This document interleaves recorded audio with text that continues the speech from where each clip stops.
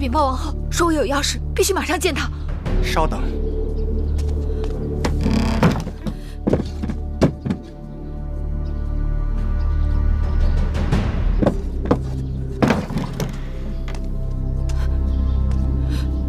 丹茂姑姑，快带我去见王后。你是故意为止，还是昏了头了？大王有令，外人一律不准进入交房殿。那麻烦姑姑把王后请到门前。你安的什么？你安的什么心呢？王后心情愁苦，日夜难眠。今日好不容易能睡个午觉，你又来打搅。你有己无人，根本不顾王后有孕在身，又被禁足的辛苦跟烦恼。魏夫人让永相令捆了小冉，说小冉违反宫规，要施宫刑。魏夫人眼下主持后宫，要杀要罚，谁能拦得住啊？何况秦宫有秦宫的王法，那魏冉被罚，该是事出有因。且不说王后正受挫折，大门都出不去，就算她还能说得上话，因为你们俩姐妹的关系而袒护你，定会被人诟病。还是回避为好。魏夫人捆小冉，是醉翁之意不在酒，她是要把我赶出宫去。哦，她用弟弟的性命来要挟我，逼我嫁给一个魏国小臣之子，说明日是最后期限，若得不到我的承诺，她就要对弟弟下毒手。这事可就难办了。按理说，你是王后的陪嫁应试，婚姻之事轮不上魏夫人插手。可眼下王后被禁足，又身怀6甲，若硬撑着为你出头，与那魏夫人纠缠起来，弄不好有了闪失，谁能担待得起呀？你一向疼爱魏冉，定不肯叫她受苦，但不苦她，就只好苦你了。此事还是你自己做个决断吧。丹茂姑姑，丹茂姑姑，你一定要帮我。丹茂姑姑，芈月，你可是公主身份，怎可给我一个奴婢下跪？我知道，姑姑一向不喜欢我，可眼下救人性命是大事，求姑姑一定要帮忙。王后已经自身难保，你还是不要连累了她才好。何况你芈月一向足智多谋，就算没别人帮忙，你也能过了这个坎儿。丹茂姑姑，关门！丹茂姑姑，丹茂姑姑，丹茂姑姑，姑姑。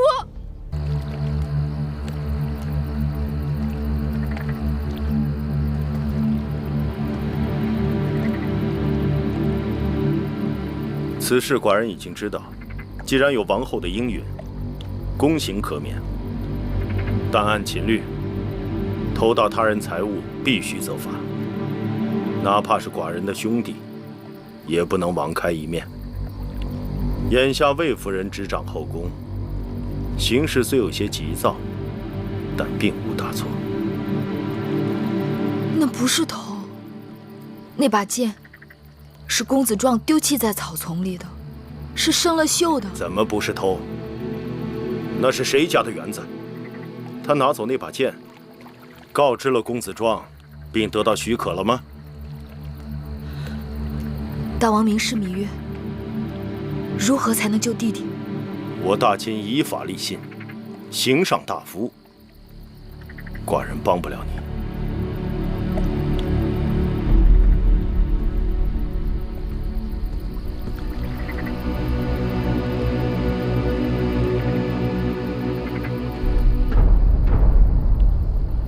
芈月，你还是回去吧。大王的心情你不是不知道，就是你在这儿跪上一晚上，也不会有结果的。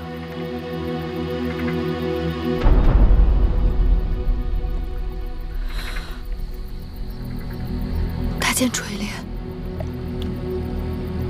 能否安排芈月今晚侍寝？你说什么？芈月山穷水尽了，连这性命都不在乎，哪还在乎这身子？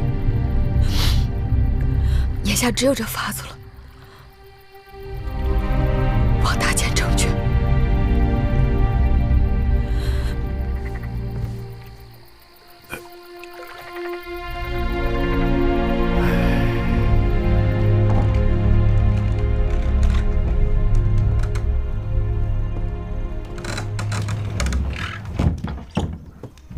寡人宽衣。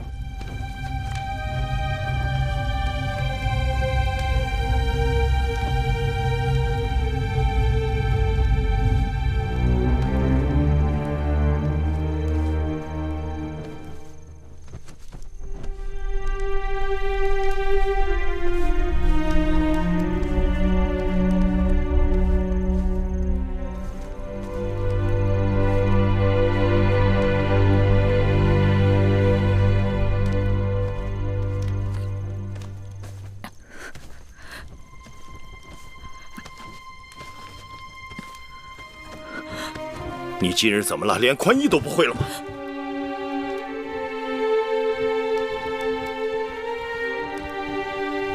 怎么会是你？你以为如此就能救你弟弟吗？明月是情，心甘情愿。丫头，你的心思明明白白写在脸上，你有难处，有求于寡人。可你知道寡人这一辈子最痛恨的是什么吗？就是被人利用。大王恕罪，明月出此下策，的确是走投无路了。你对寡人并不真心，何苦如此？明月，别无选择。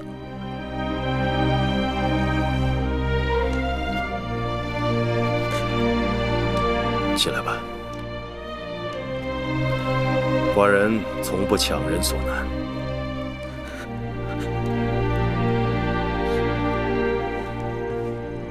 你跪着也没用。你打算让寡人做什么，是你的事；寡人打算做什么，是寡人的事。你出去。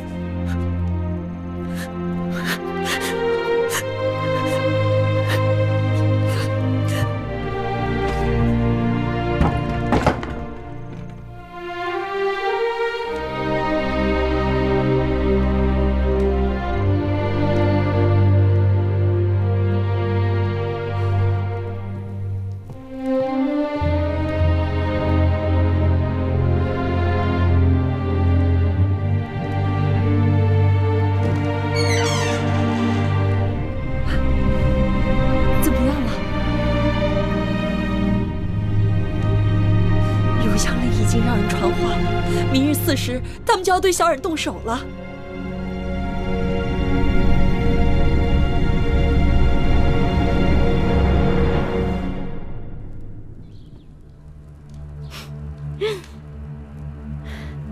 真是稀罕事儿，你芈月也有服软的时候。听说你昨日从我这儿走后，去求过王后，却吃了闭门羹。我倒也是好奇，这王后一向是把你当成救命稻草一般，这次怎么就轻易放手了？怕是自顾不暇，只好把你当成弃子了。其实王后也应该心存谢意，我给你安排的去处，并不算差。多说无益。这是你要我写的那封信。一手交人，一手交信。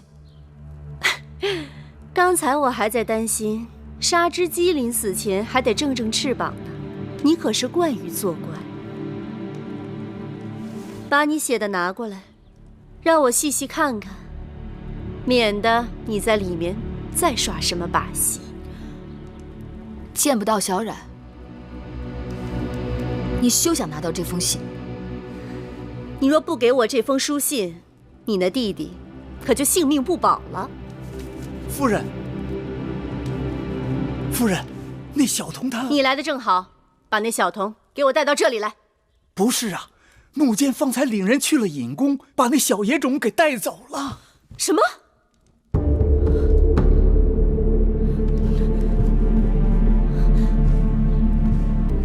不疼。小冉，小冉，姐姐，小冉，吓死姐姐了！回来就好，回来就好，让姐姐好好看看。哎呀，哎呀，疼死了吧，小冉！姐姐，我小冉不好，给姐姐惹下这么多麻烦，请姐姐处罚。不怪小冉，小冉没有做错任何事情，是有人心存恶念，故意要害我们。那该怎么办？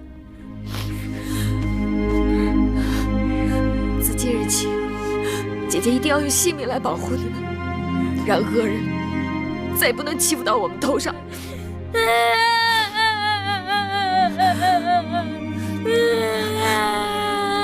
哭，小冉。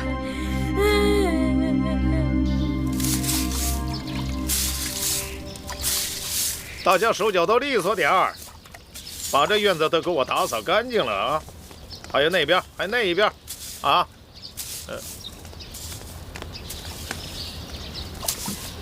大监请留步。哎呦，是魏夫人。想来大监不会不知，大王已经命我主持打理后宫事务。今日我本想依照宫规处罚一小童，大监为何出手干预？老奴也是受命而行啊。奉谁之命？大王。大王，这不可能。夫人是怀疑老奴在假传大王旨意。大王他不在宫中。大王耳聪目明，夫人若是对老奴有责怪之处，可以向大王直接请旨问责。夫人恕罪。大王今日回宫，老奴还有很多杂物要去处理，告退。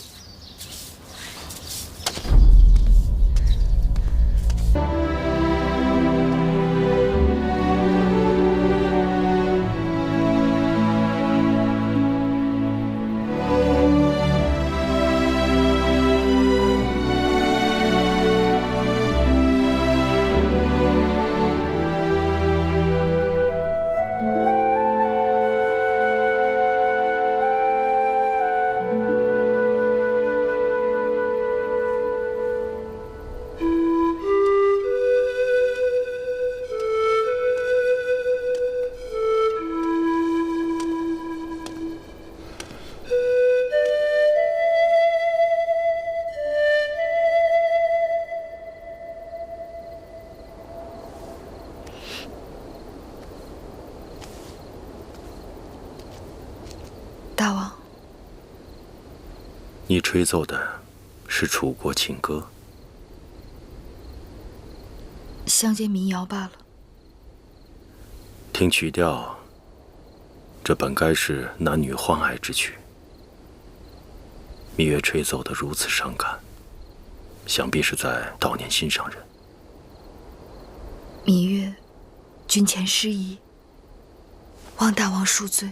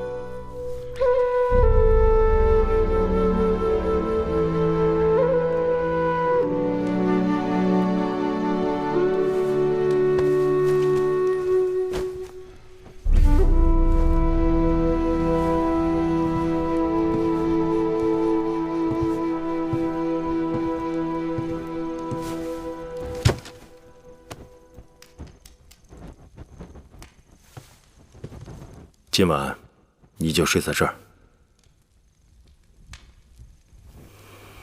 入冬了，再给自己拿床被子，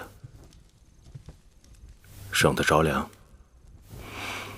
寡人累了，睡吧。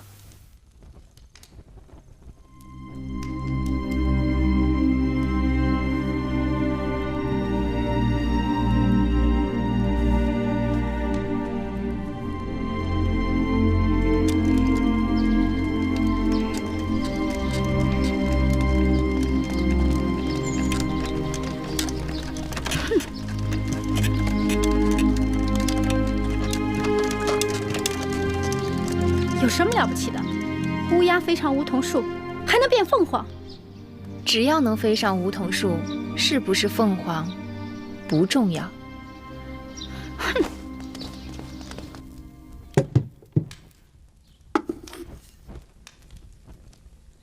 怎么又是肉糜面汤啊？我昨日不是说了，秦国之地的麦子过于粗粝，尽是麦麸。我想吃楚国的大米。都怪婢子记性坏，忘了王后的叮嘱，奴婢这就去让膳房重做。算了，就这样吧。这几日胃口有些过于古怪，时好时坏的。想来王二知道了，母后禁足在此多日，心烦意乱吧。不要。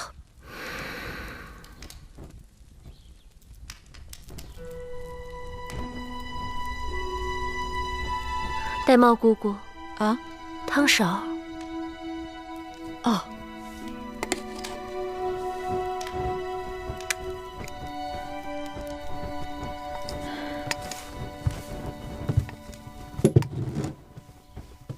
你们几个今日怎么了？个个像丢了魂似的。珍珠，说。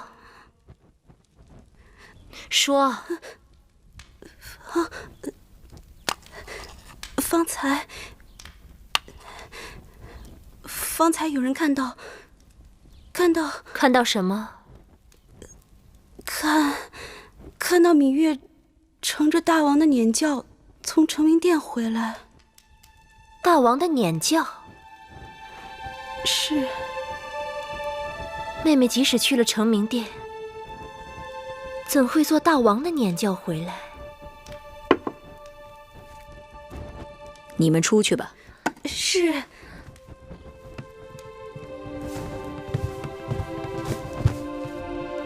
禀报王后，大王昨夜临幸了芈月。你说什么？大王昨夜临幸了芈月。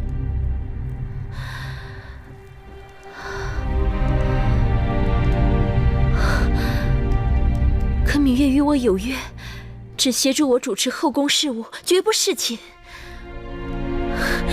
他若是真心想侍奉大王，我早就可以给他安排了呀。都怪奴婢愚钝。前日，芈月曾因弟弟魏冉犯了宫规，而被魏夫人要挟，求告王后出面搭救。奴婢怕魏夫人借此事滋生事端，算计王后肚子里的孩子，就没让芈月见你。不料，她转身竟然干出这种事来，这就是姑姑的不对了。芈月有难，姑姑怎可趁人之危故意作对？不是奴婢要与她作对，只是她的性情跟手段实在让奴婢替王后担忧啊！此话荒唐。王后想想，自打进宫，芈月表面上事事依附于王后，实际上她事事抢了王后的风头。芈月绝非是甘于久居他人之下的女子，一旦有机会上位，她定会成为王后的劲敌。因此，奴婢本想借水推舟，把芈月赶出秦宫，没成想这一推，竟将她推到大王的睡榻上去了。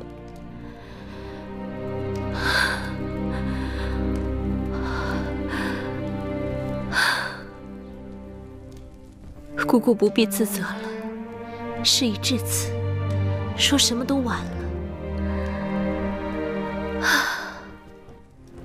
看来这这是命中注定的。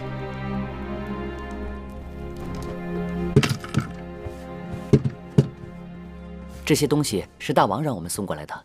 大王说，芈月平日衣着过于简朴，让芈月拿来装扮点事的。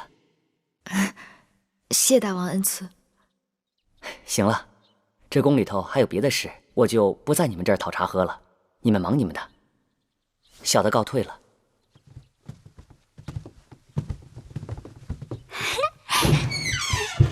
哇，好漂亮啊！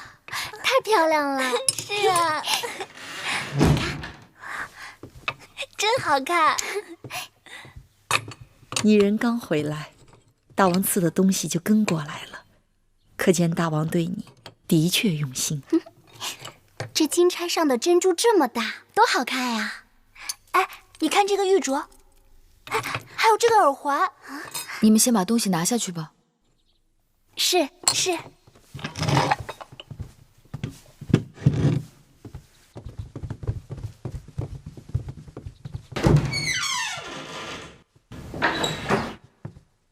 我看你回来，就一直心事重重的。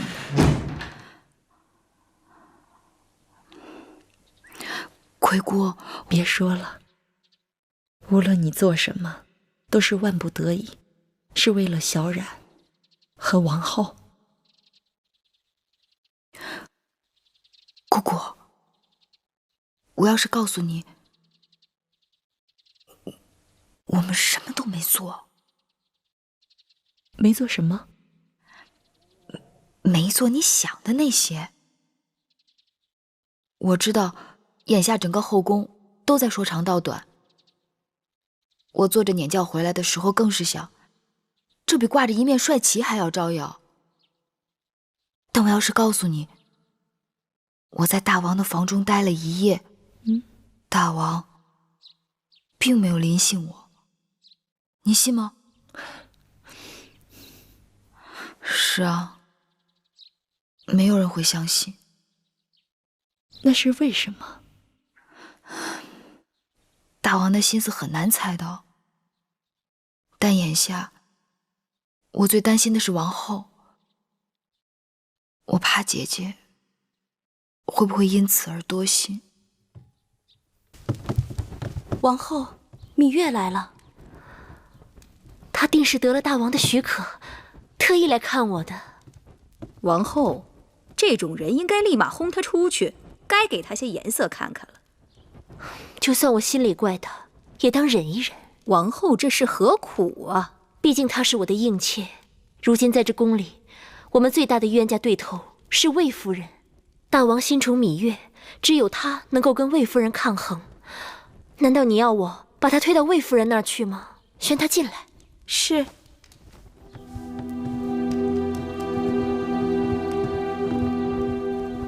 姐姐，大胆芈月，你既侍寝受大王宠爱，就该按规矩给王后行大礼才是。不必了，她如今身份不同以往，用不着对我行这么大的礼。姐姐话里话外，这是在怪我。我哪能怪得你？在宫中能够乘坐大王辇轿的，你是第一人。你若在我面前多礼，岂不是折煞我？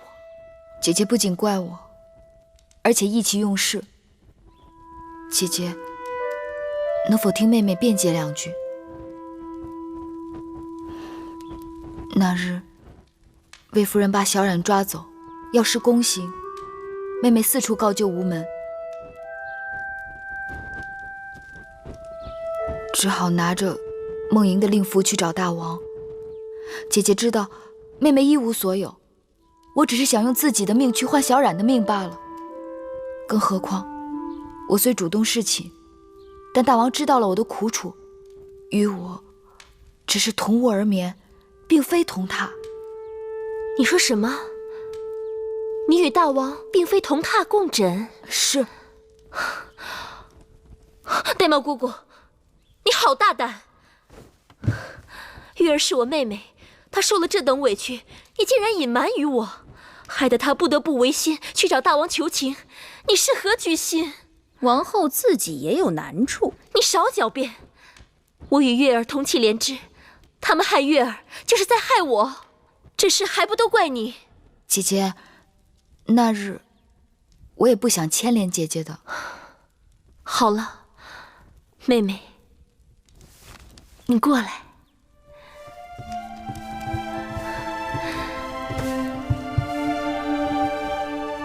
祸兮福兮。其实，当我得知大王临幸你，姐姐心里还是替你欢喜的。早先，你总说你要走，姐姐唯恐哪一日，我们姐妹就真的分开了。现在可好了，你可以安安心心的留在宫中，我们姐妹从此长相厮守，互相帮衬。珍珠，去把我那套紫玉镂金的首饰给我拿来。那套首饰最为贵重，王后平时也不常用，奴婢一时想不起放在哪儿了。就在我床头放珠宝首饰的匣子第2层，快去吧。是。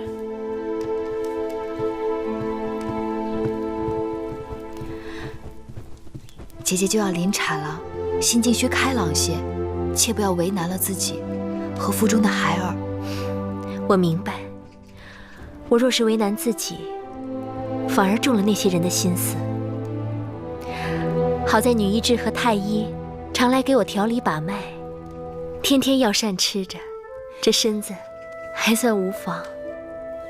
大王近日政务繁忙，但大王昨日还提到了姐姐腹中的嫡子，想来大王心中是挂念姐姐的。姐姐想起那日的事，肠子都悔青了，还望妹妹在大王面前替姐姐言语几句。那是当然，多谢妹妹。拿过来。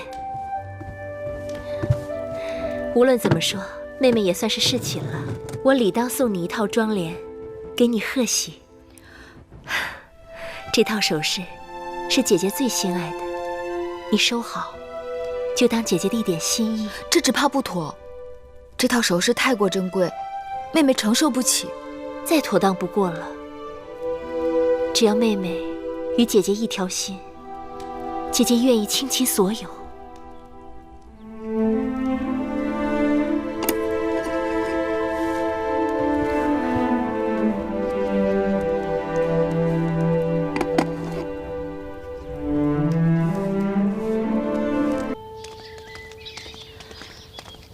大监，大王有诏，大王赵芈月承明殿见驾。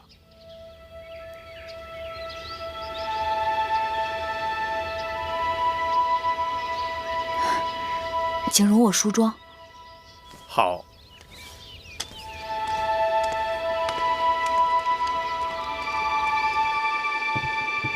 将大王赐予我的首饰，捡2只好的戴上。那衣裳呢？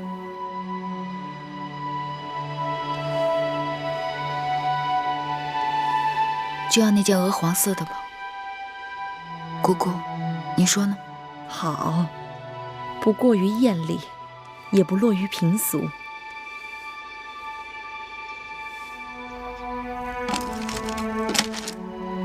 大王，芈月到了。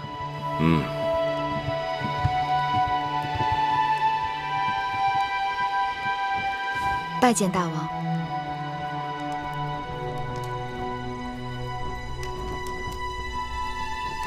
到寡人身边来。是。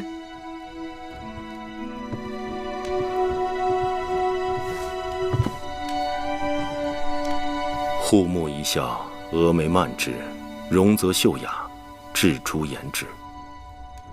寡人正在读屈子的《楚辞·大招》，果然写得很好。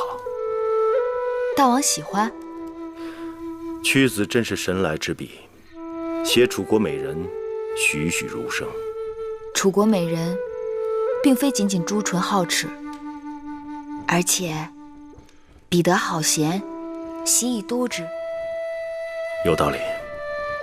花容月貌，抵不上兰心蕙质。过去只知道屈子恨寡人入骨，巴不得烹而食之。但寡人读过他的笔墨，发现的确是个人才。既然不得楚王重用，不如来我秦国大展宏图。大王读过橘颂了吗？受命不迁，生难国兮，身故难徙，更依窒息。心知如此，很难勉强，当真可惜。楚国人才虽不能由大王驱使，但楚国的学识却是可以拿来用的。楚国宫中藏书众多，王后出嫁时，楚王曾赏赐王后500卷书简作为陪嫁。王后的嫁妆虽然在武关被劫持，但义渠人只掠走了一些金银珠宝，而最珍贵的500卷书简，还有全套青铜乐器，全都完好无损。只因秦楚两国文字不同，秦宫中像大王这样通晓多国文字的人不多，所以这套嫁妆自入宫以后就一直没有动用过。这些寡人都知道，可是整理书籍事务，费时费力。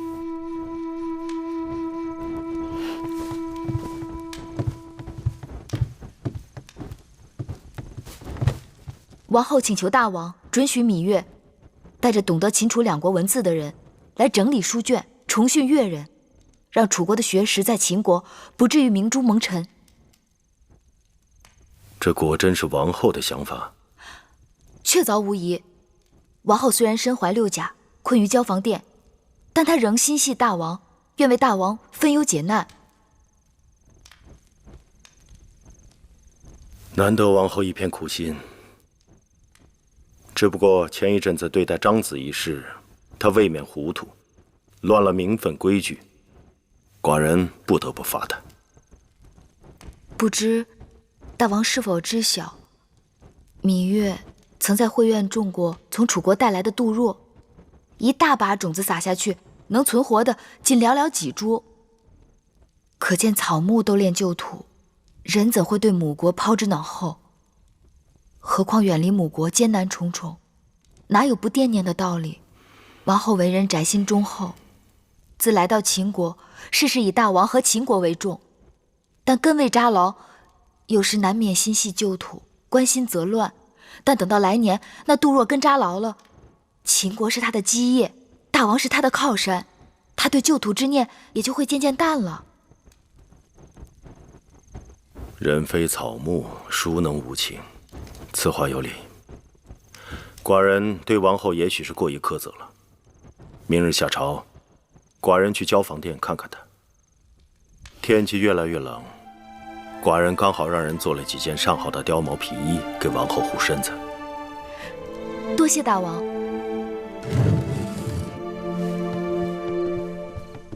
王后可喜欢这2件新衣吗？大王给的，什么都是好的。还有2件白狐的，寡人让他们做好，也都给你送过来。臣妾身子笨重，只怕这衣裳一时还穿不上呢。不忙，等你产下王儿，一件一件慢慢穿。寡人要自己的王后眼观后宫。臣妾谢过大王。好。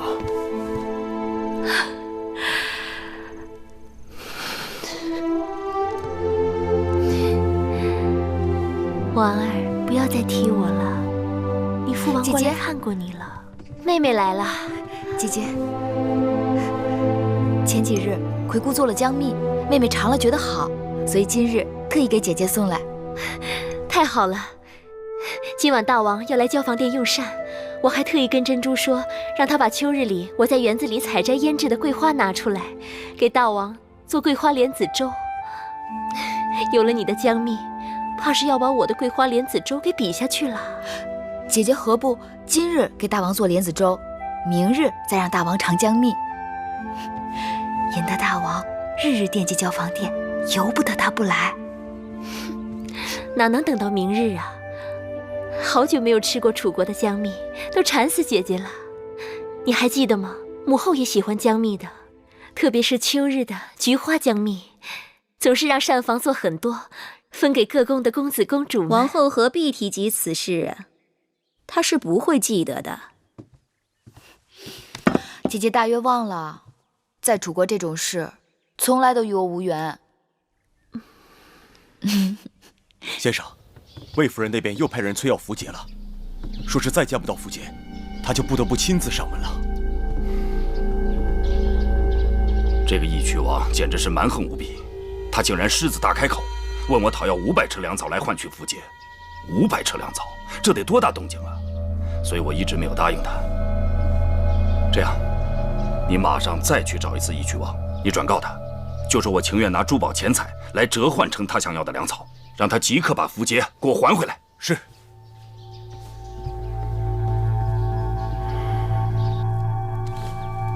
小冉去哪儿了？这么长时间没有见到他。是啊，我也奇怪呢。早上用完早膳就一溜烟的没影了，不知又到哪儿淘气去了。这个孩子。夫人，大王来了。大王。好了，不必多礼。寡人知道你不谈奢华，但看你这日常陈设，未免过于简朴了。大王恕罪，容芈月一些时间学会铺张。大王，司马将军他们来了。好，让他们进来。是。大王。小冉。姐姐。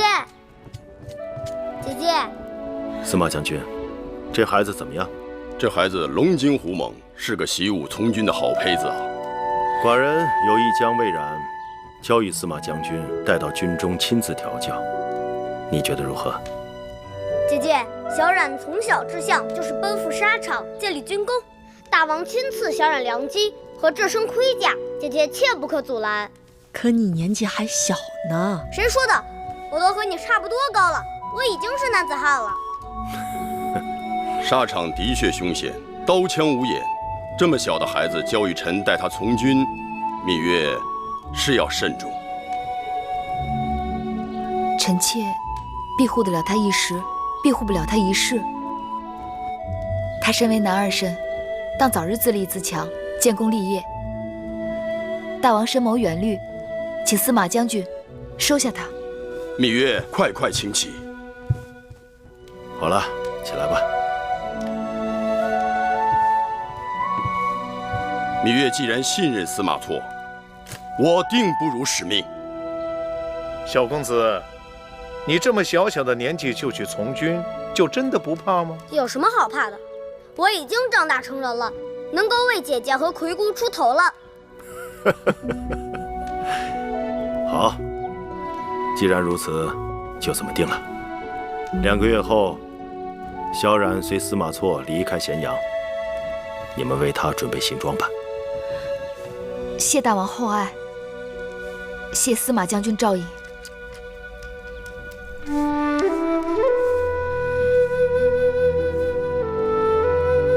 都是马字，这是赵国的马，魏国的马，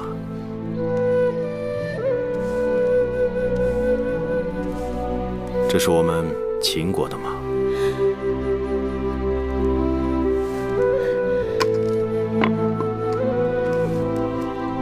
真的，果然每个国家的马字都不一样。光这个马字，7国就各有不同的写法。想要征服列国，争土地容易，征服人心，却因为文字、货币、度量衡的种种障碍，难。也未必。大王看，韩、赵、魏是不同国家，可他们的文字却很相似。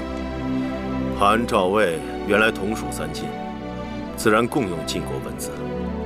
后来3家分晋，他们有意把文字做出种种区分，所以这3国文字虽然相似，却也不同。西周之后，诸侯分裂割据，攻城略地，自建障碍，造成了交通、文字、货币、度量衡的不同，为难了别人，也为难了自己。那年，王后嫁入秦国，半路病倒，我在药铺好不容易找到一个认识楚国文字的人，却因为度量衡不一致，他不肯卖药给我。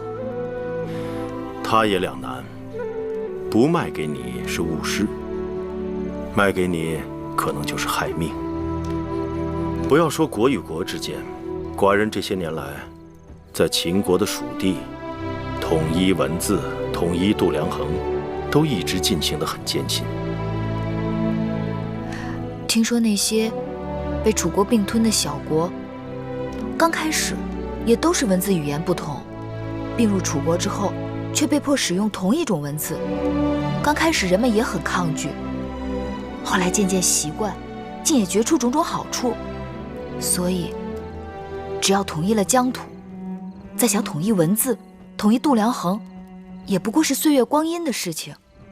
习俗一致了，人心自然顺服。这是寡人的志向。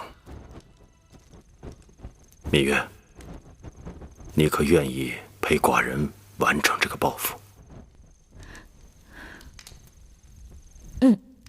我愿意。好。寡人总是听月儿说长道短，但从未听你提过父王。魏后待你刻薄，难道你父王也待你不好？父王待月儿再好不过了。如何之好？父王是月儿的大老虎，我是父王的小老虎。儿时，我常到父王的大殿里去玩，我觉得父王一个人坐在大殿里很寂寞。我吃着父王案头的点心，还给父王捶背。父王要是批奏章批累了，他就会背着我在大殿里转悠。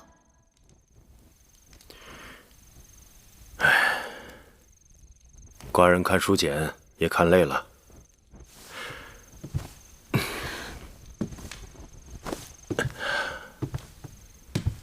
来吧，小老虎，寡人陪你做回大老虎。大老虎，你真的背我？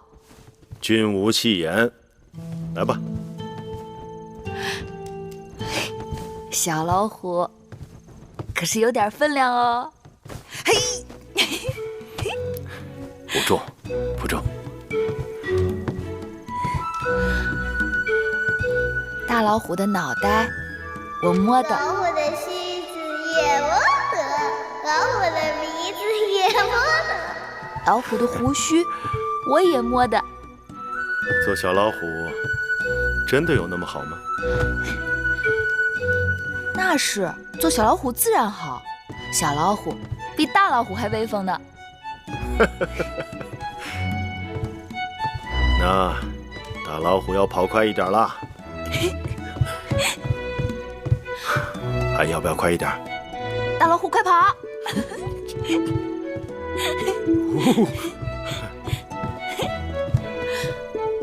准备好了没有？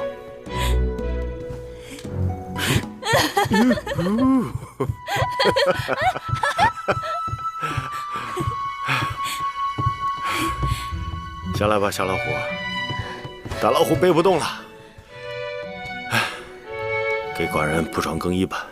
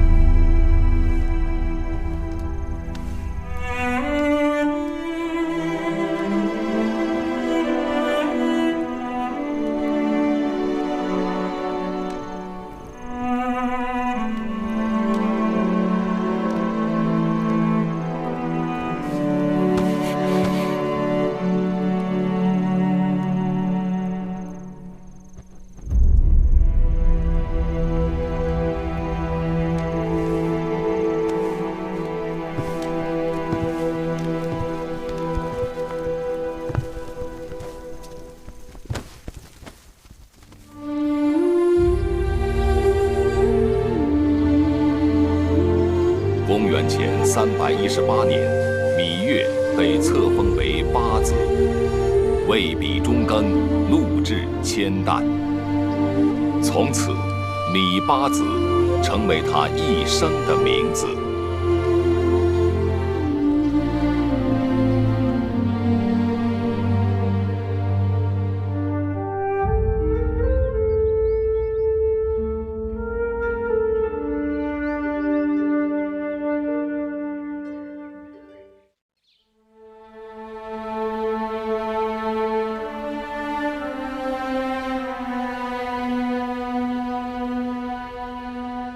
月儿本以为，即使与大王同屋而眠，也不过到此为止。谁知孤男寡女，同屋不同榻，若不是太无情，便是用情太深。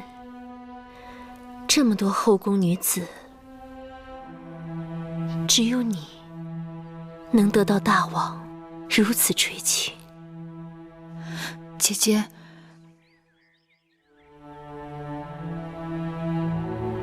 姐姐不会因此责怪芈月吧？大王看重妹妹，临幸妹妹是早晚的事，姐姐应当替你高兴。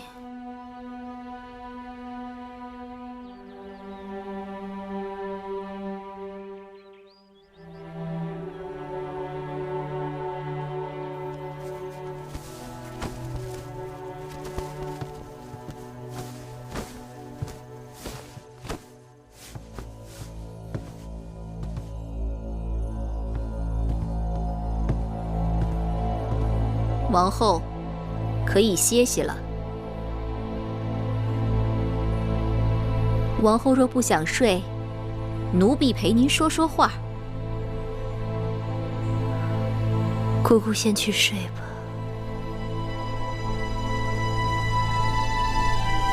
是。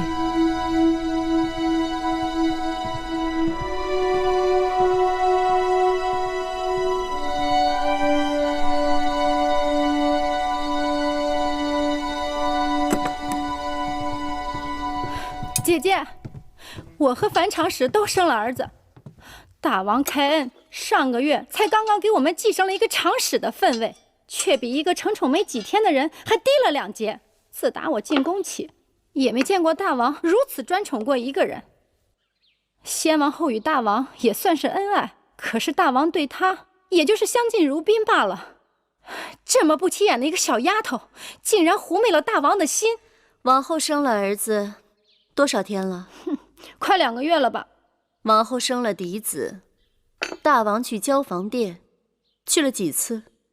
听永巷的人说，也就4、5次吧。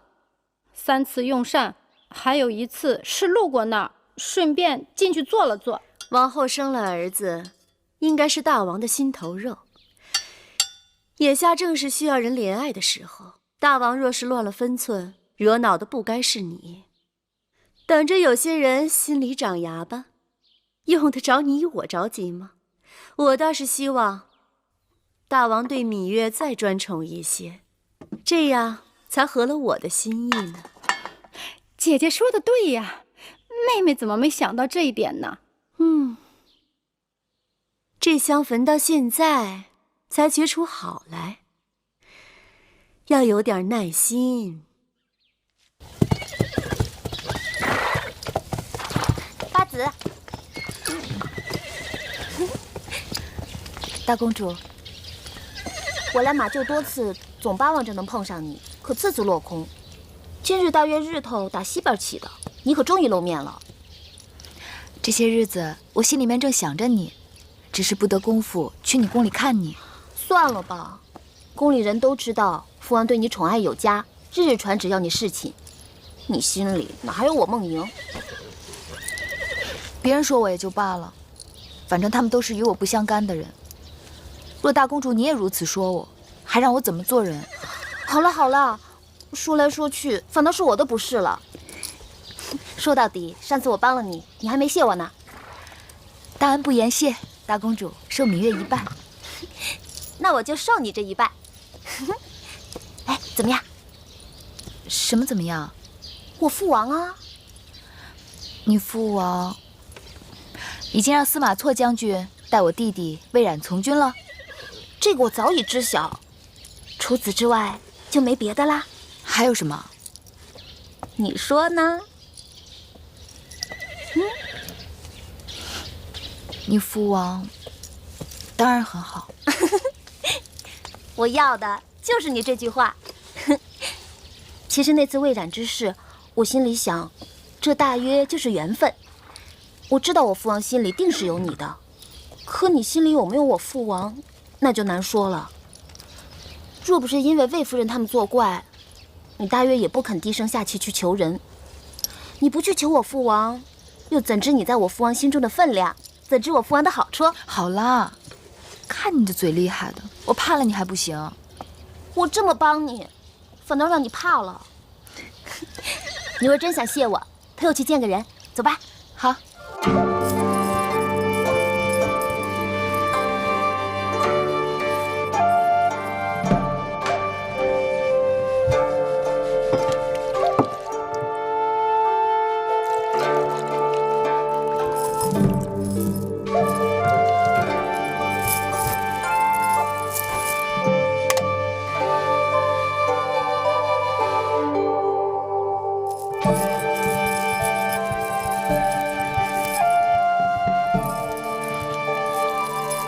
梦莹，你来了。姑母，你们都退下吧。是。来，姑母，这就是我跟你说的芈月。拜见迎夫人。雍大人，大王大婚时曾见过，上次王后在后花园训斥国美人的时候又见过，今日相见，却看上去很不一样了。当然不一样，如今该称他为芈八子了。哦，我都忘了，你们早就认识，那就都不是外人了。坐下来吧。谢夫人。你也喝一杯吧。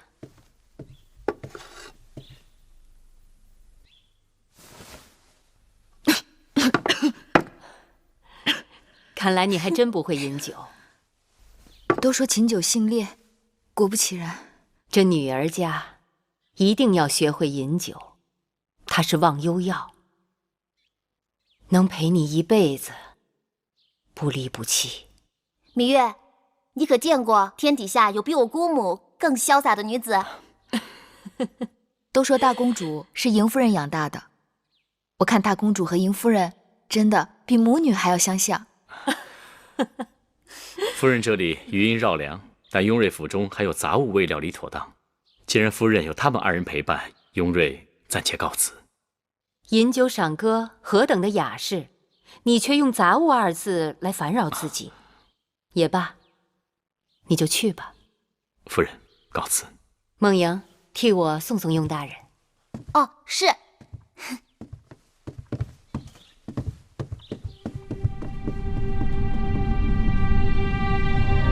好一个芈八子！当日我就看出，大王迎娶的处女中，唯有你是最不安分的。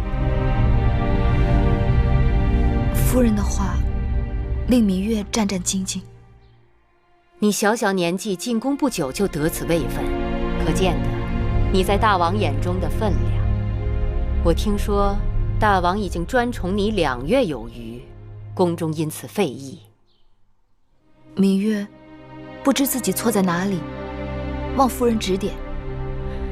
如你这样的情况，并非宫中第1人。先王后和当今王后，他们出入宫时，大王都专房独幸了3个月以上。妻者妻也，王后是大王唯一正妻，平起平坐都是应该，专房更是无理由挑剔。你明白就好。除了王后、魏夫人、果美人承恩，最多也只不过就是10几日的功夫，魏良人就更少了。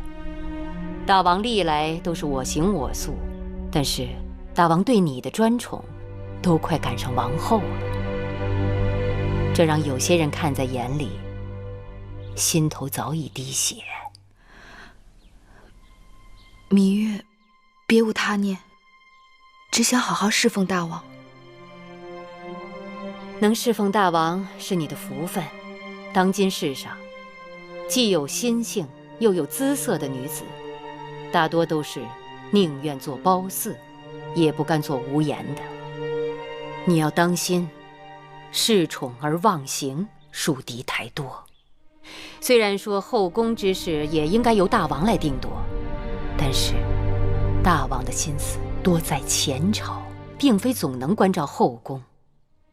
要想平安多福，就要收敛心性，懂得进退。谢夫人指教，芈月字字铭记在心。起身吧。谢夫人。其实我想让你记住的就是2个字：分寸。是。姑母。梦莹，你回来了。梦莹啊，芈八子是头一次到我这儿来，你快带她到我这北郊行宫四处去看看啊！走。谢夫人。去吧。刚刚姑母跟你说了些什么？只是家常话罢了。嬴夫人豪爽，心思如同男子，举手投足更有大丈夫之气。我就知道你们俩会很投缘。哎，雍大人怎么会在嬴夫人这里？雍大人常常看望姑母，他们的情分也不是1日2日。能看得出他们彼此是体贴知己。姑母一生艰难，但很洒脱，我从小便想学做她那样的人。夫人，大姐来了。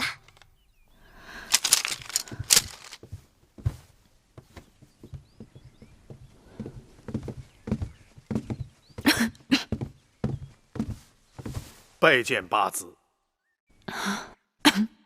大监免礼，姑姑给大监倒水。啊，不必。八子，这是怎么了？今日一早起来，八子的身子就有些不适。请太医看过了吗？啊，不用了，只是小病，养1、2日便好了。哎呀，这可坏了！大王今晚召八子侍寝呢。芈月福薄，只好请宫中别的姐妹代劳了。咱们小公子天庭饱满，长得跟大王一模一样呢。他父王指望他荡平列国，称霸天下呢。啊，是啊。怎么了？荡儿想必是饿了，让奶娘抱去喂喂吧。是。哦，好了好了。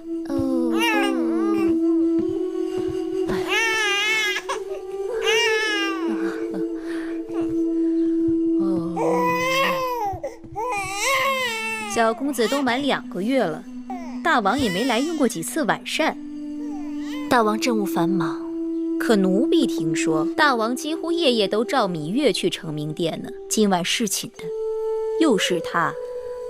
我月子里的时候不能侍寝，芈月替我侍奉大王。如今我刚出月子，芈月多陪些大王，也是她的本分。只怕有些人的心思在本分之外呢。好了，玳瑁姑姑，我知道你是在为我争，但是不能因小失大。荡儿刚满月，大王就令魏夫人把主持后宫的大权交还给我，可见大王对我的信任。如今大王指派芈月主管整理我从楚国带来的陪嫁书简，她日日在书库，也算恪尽职守。好不容易有几天太平日子，你就不能让我耳根清净一下？奴婢知道了。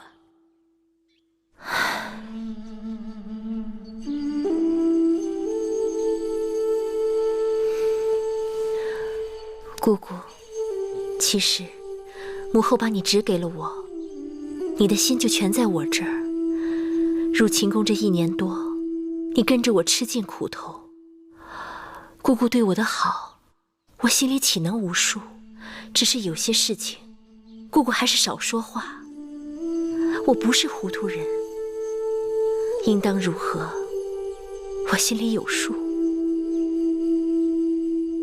王后这么说，奴婢心里就踏实了。拜见王后。何事？大王让小的来传话，说今晚到王后这边来用膳。王后您快准备准备吧。大王今晚要来？是。可是大王今晚不是召芈月侍寝吗？哦，八子病了。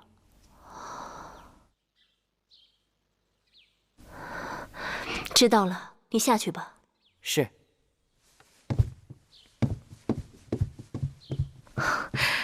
大王要来，晚膳让膳房好好打点一下。是，奴婢亲自去膳房，让他们备些鹿肉。鹿肉属纯阳之物，补脾益气，温肾壮阳，给大王吃最好不过了。奴婢去准备了。大王，这鹿肉是照楚国的方子炮制的，您看味道怎么样？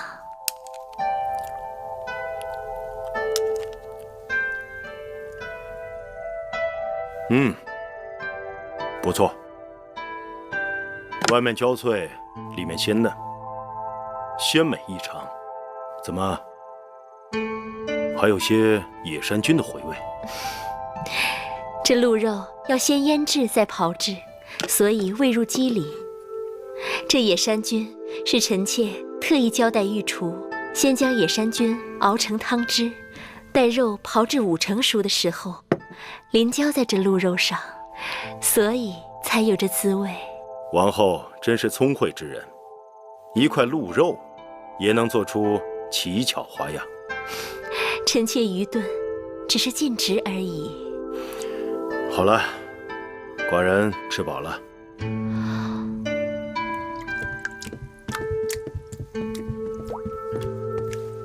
大王，臣妾近日重新开始打理后宫事务，好久不接手，都有些生疏了。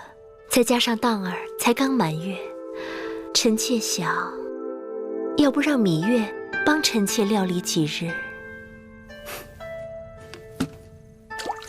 芈月，的确聪明能干，不过眼下芈月正带人整理王后带来的陪嫁书件，哪里还有空闲？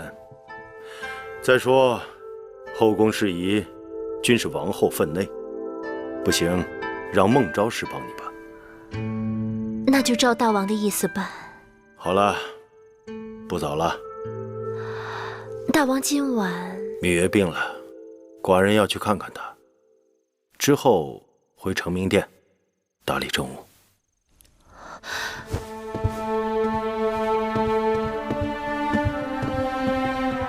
恭送大王。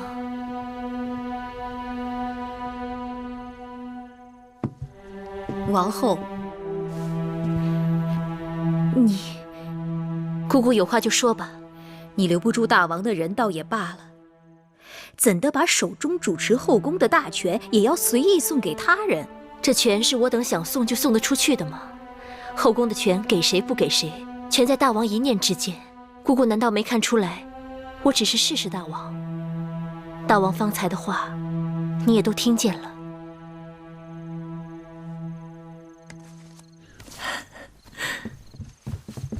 夫人、姑姑，你们快看，好看吗？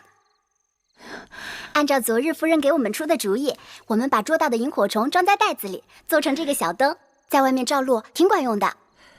果然是好。好是好，但这布袋是麻布做的，透光不好。你们等着，一会儿我运个薄薄的纱布，给你们做个大大的纱袋，然后一起去荷塘边多捉些萤火虫，那才叫碧光莹莹呢。这主意不错呀，给寡人多做几个，送到承明殿去，让寡人也沾沾你的光。大王，免礼。大王，怎么有空来了？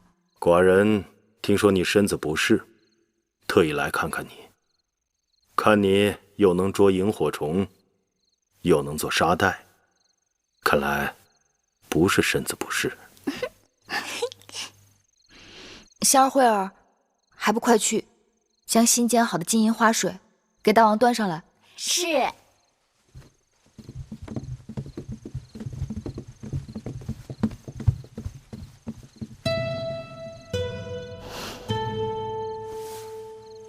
大王恕罪，这2日忽冷忽热的，月儿的确是常有头疼脑热的时候。